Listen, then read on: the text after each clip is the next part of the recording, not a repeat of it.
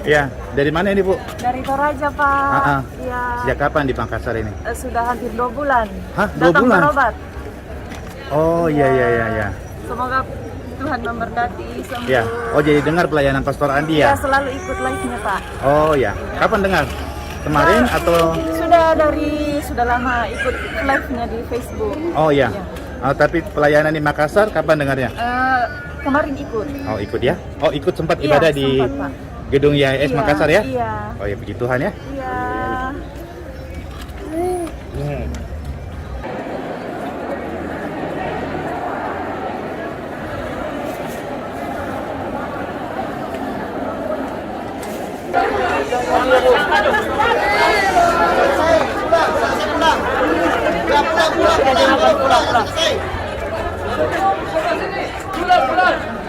Yang sudah bergeser.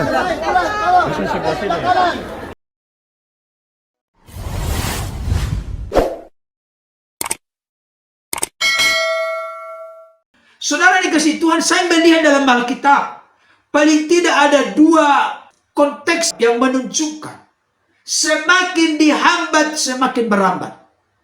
Dan inilah yang sedang nyata terjadi dalam pelayanan hambanya Pastor Andi Simon.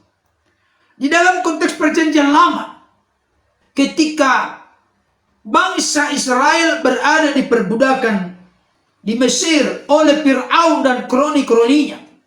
Saya akan bacakan untuk kita dari Keluaran pasal 1 ayat 8 sampai 14. Dikatakan demikian. Kemudian bangkitlah seorang raja baru memerintah tanah Mesir, yang tidak mengenal Yusuf. Berkatalah raja itu kepada rakyatnya, bangsa Israel itu sangat banyak dan lebih besar jumlahnya daripada kita. Marilah kita bertindak dengan bijaksana terhadap mereka, supaya mereka jangan bertambah banyak lagi. Dan jika terjadi peperangan, jangan bersekutu nanti dengan musuh kita dan memerangi kita, lalu pergi dari negeri ini. Sebab itu pengawas-pengawas rohani ditempatkan atas mereka untuk menindas mereka dengan kerja paksa. Mereka harus mendirikan bagi Fir'aun kota-kota perbekalan, yakni Pitrom dan Ramses. Perhatikan baik ayat 12. Tetapi makin ditindas, makin bertambah banyak dan berkembang mereka, sehingga orang merasa takut kepada orang Israel itu. Lalu dengan kejam orang Mesir memaksa orang Israel bekerja dan memahitkan hidup mereka dengan pekerjaan yang berat, yaitu mengerjakan tanah liat dan batu bata, berbagai-bagai pekerjaan di padang. Ya, segala pekerjaan yang dengan kejam dipaksakan orang Mesir kepada mereka itu. Inilah keluar biasaan dari biji mata Tuhan. Ayat yang ke-12, tetapi makin ditindas, makin bertambah banyak dan berkembang mereka. Perhatikan. Seorang raja yang muncul tidak mengenal Yusuf dan karya yang dibuat Yusuf di Mesir, membuat penindasan yang sangat hebat, sangat besar, sangat berat kepada bangsa Israel yang ada di Mesir, di mana status mereka selama 430 tahun menjadi budak di sana. Tapi semakin ditindas, semakin mereka bertambah banyak. Semakin dihambat, dirintangi, semakin mereka merambat. Sama seperti sebuah pohon, semakin dihambat, perkembangan akar-akarnya menancap ke tanah. Tapi semakin akar pohon itu menancap lebih dalam, mengkujam lebih luas, lebih kokoh, lebih kuat. Semakin diterpa angin sebuah pohon, semakin akar-akarnya tertancap ke dalam. Semakin kokohlah pohon itu. Inilah yang sedang terjadi dengan apa yang kita saksikan tadi. Di Tribun Healing Center di Geraha HHS, pelayanan Pastor Andi Simon ditutup karena belum ada rekomendasi dari Ketua RT dan juga dari FKUB. Tetapi ketika hambanya Pastor Andi Simon bergerak ke arah Makassar, maka ratusan orang telah menunggu untuk didoakan, ditumpangi tangan di dalam nama Tuhan Yesus. Jadi tidak akan bisa ditutup. Di satu tempat bisa ditutup, tapi di tempat lain dibuka oleh Tuhan. Ini salah satu bukti kita tidak bisa melawan kepercayaan Tuhan, rencana Tuhan, kehendak Tuhan. Kita berdoa supaya hambanya Pastor Rani Simon menangkap pesan maksud Tuhan di balik semua ini. Kalau saat ini masih ditutup, masih dihambat, masih dirintangi pelayanannya di Tribun Healing Center di Geraha HS, mari pergilah ke berbagai provinsi, kabupaten, kota di Indonesia. Ini usul dan masukan saya sebagai mitra doa. Supaya sekalian, kalau memang mau diperpanjang oleh pendeta mengaku segala, akan kebakaran jenggot, marah-marah, akan ditanggapi, akan kembali lagi dibahas ulas, supaya beliau punya konten terkait Pastor Rani Simon. Oleh karena Pastor Rani Simon dipakai di berbagai provinsi, kabupaten, kota. Karena saya yakin, di berbagai provinsi, kabupaten, kota, hambanya Pastor Rani Simon sedang dinanti dan ditunggu. Coba perhatikan ketika Pastor Rani Simon live. Sudah pastor, kalau memang belum bisa di situ, datang ke Manado, datang ke Papua, datang ke NTB, datang ke Medan, datang ke Jakarta. Saudara dikasih Tuhan.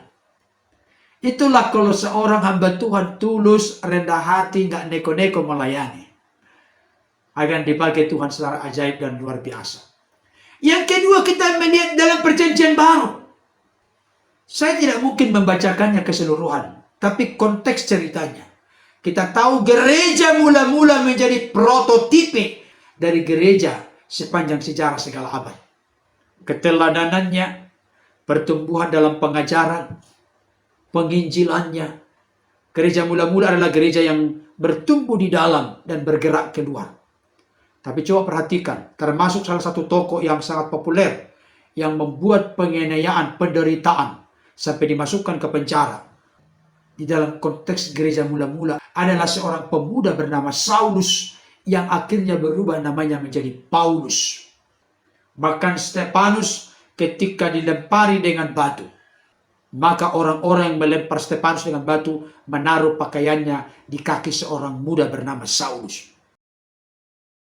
Gereja mula-mula diperhadapkan dengan penindasan, hambatan, penganiayaan, pemenjaraan, penderitaan. Saya akan bacakan untuk kita di Kisah Para Rasul 8 ayat 1b dan ayat 4. Dikatakan demikian. Pada waktu itu mulailah penganiayaan yang hebat terhadap jemaat di Yerusalem. Mereka semua kecuali rasul-rasul tersebar ke seluruh daerah Yudea dan Samaria. Ayat 4. Mereka yang tersebar itu menjelajah seluruh negeri itu sambil memberitakan Injil. Perhatikan. Jemaat mula-mula dihambat. Jemaat mula-mula ditindas. Jemaat mula-mula dibuat menderita. Jemaat mula-mula.